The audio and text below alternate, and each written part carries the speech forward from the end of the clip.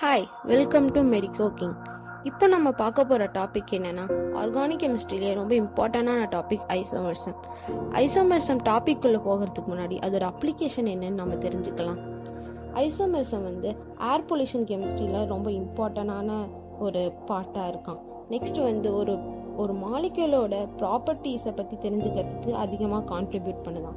Next ஒரு drug isomer இருக்குல்ல, drug ஐசோமர்லாம் நம்ம ஃபார்மகாலஜியில் ஒரு ட்ரக்குக்கு பின்னாடி இருக்க மெக்கானிசம் அண்டர்ஸ்டாண்ட் பண்ணுறதுக்கும், அந்த ட்ரக்கோட அட்வர்ஸ் எஃபெக்டை பற்றி தெரிஞ்சுக்கிறதுக்கும், அந்த ட்ரக்கோட ஆக்ஷன் பற்றி தெரிஞ்சுக்கிறதுக்கும் ரொம்பவே யூஸ்ஃபுல்லாக இருக்கான். நெக்ஸ்ட் ஒரு நியூ ட்ரக்கை இன்ட்ரடியூஸ் பண்ணுறதுக்கும், ஒரு ஆல்ரெடி எக்ஸிஸ்டாக இருக்க ட்ரக்கை எஃபெக்டிவாக மாற்றுறதுக்கும் நம்ம ஐசோமர்சம் ரொம்பவே கான்ட்ரிபியூட் பண்ணுதான். வாங்க நம்ம டாபிக் குள்ள போகலாம். ஐசோமர்சம்னா என்னன்னா, இப்போ 2 or more காம்பவுண்ட்ஸ் இருக்கு.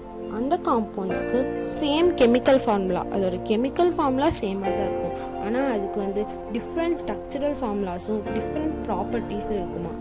அதான் இப்போ நம்ம டெஃபினிஷன் தான் சொன்னோம்னா, it is a phenomenon where 2 or more compounds have the same chemical formula but possess different structural formulas and properties.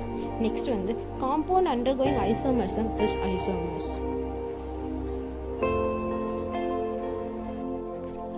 இப்போ அதோட டைப்ஸ் பற்றி பார்க்கலாம்.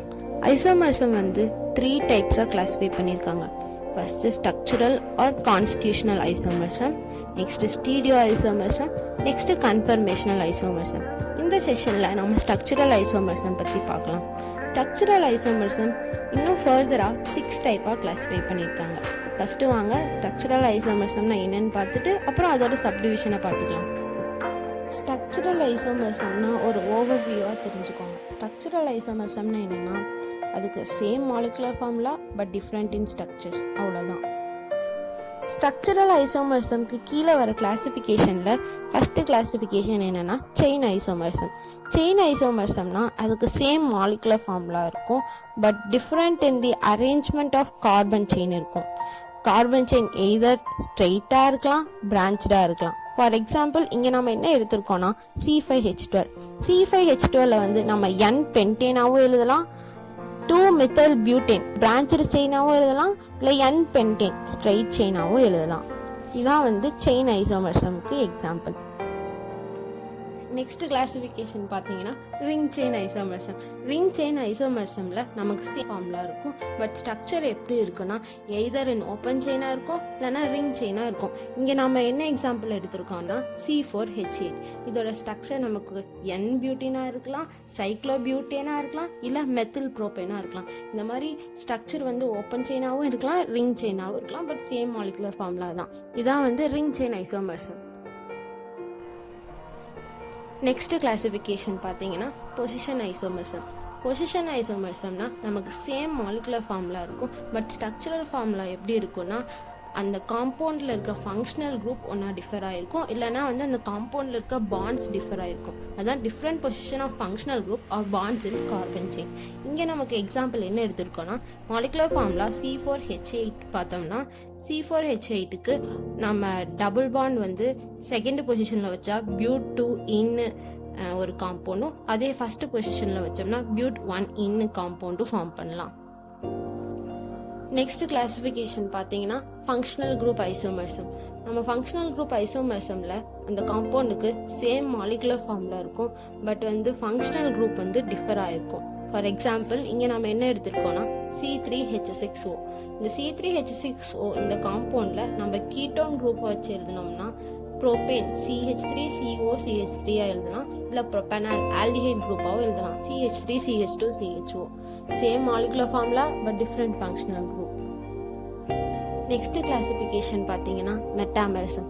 மெட்டாமரிசம்னா என்னன்னா, same molecular formula but structural formula எப்படி இருக்குன்னா, ஃபங்க்ஷனல் குரூப்புக்கு எய்தர் ரைட் இல்லைனா லெஃப்ட், அந்த ரெண்டு சைட்லேயும் carbon chain nature of carbon chain, size of carbon chain differ ஆகிறது தான் மெட்டாமரிசம். ஃபார் எக்ஸாம்பிள் இங்கே நம்ம என்ன எடுத்திருக்கோம்னா C5H10O.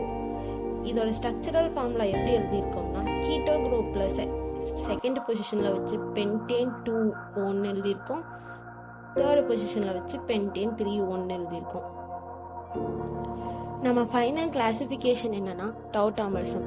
டவுட்டோமரிசம்னா என்னன்னா ஒரு சிங்கிள் காம்பவுண்ட் வந்து 2 இன்டர்கன்வெர்ட்டபிள் ஸ்ட்ரக்சராக வந்து எக்ஸிஸ்ட் ஆகுமா. ஒரு சிங்கிள் காம்பவுண்ட் வந்து 2 இன்டர்கன்வெர்ட்டபிள் ஸ்ட்ரக்சராக வந்து எக்ஸிஸ்ட் ஆகுறதா வந்து டவுட்டோமரிசமா. அந்த 2 காம்பவுண்டுமே ஒரு டைனாமிக் ஈக்குவிலிபிரியம் வந்து பேலன்ஸ் பண்ணுமா. ஃபார் எக்ஸாம்பிள் இங்கே வந்து நம்ம கீட்டோ ஃபார்ம் வந்து ஈனோல் ஃபார்மாக வந்து எக்ஸிஸ்ட் ஆகுது, இல்லை ஈனோல் ஃபார்ம் வந்து கீட்டோ ஃபார்ம். இந்த மாதிரி ஒரு டைனாமிக் ஈக்குலிபிரியமில் எக்ஸிஸ்ட் ஆகிற காம்பவுண்ட் தான் வந்து டவுட்டோமர்ஸ். இந்த ஃபினாமினான் பேர் தான் டவுட்டோமரிசம். அதாவது a phenomenon in which a single compound exists in 2 readily interconvertible structure that differs markedly in the relative position of at least one atomic nucleus, generally hydrogen. இதில் வந்து ஒரு ஆட்டம் மட்டும் சேஞ்ச் ஆகும். ஜென்ரலாக வந்து ஹைட்ரஜன் தான் வந்து ஹைட்ரஜனை வச்சு தான் வந்து ஒரு காம்பவுண்ட்லேருந்து இன்னொரு காம்பவுண்டுக்கு டிஃபர் ஆகும். இதுதான் நம்ம ஸ்ட்ரக்சரல் ஐசோமரிசமோட கிளாசிஃபிகேஷன். இந்த ஃபியூ மினிட்ஸ் உங்களுக்கு யூஸ்ஃபுல்லாக இருந்திருக்கும்னு நம்புகிறேன். இந்த வீடியோ உங்களுக்கு பிடிச்சிருந்ததுன்னா லைக் பண்ணுங்கள், சப்ஸ்கிரைப் பண்ணுங்கள். உங்களுக்கு ஏதாச்சும் டவுட் இருந்துச்சுன்னா கமெண்ட் பண்ணுங்கள். தேங்க்ஸ் ஃபார் வாட்சிங்.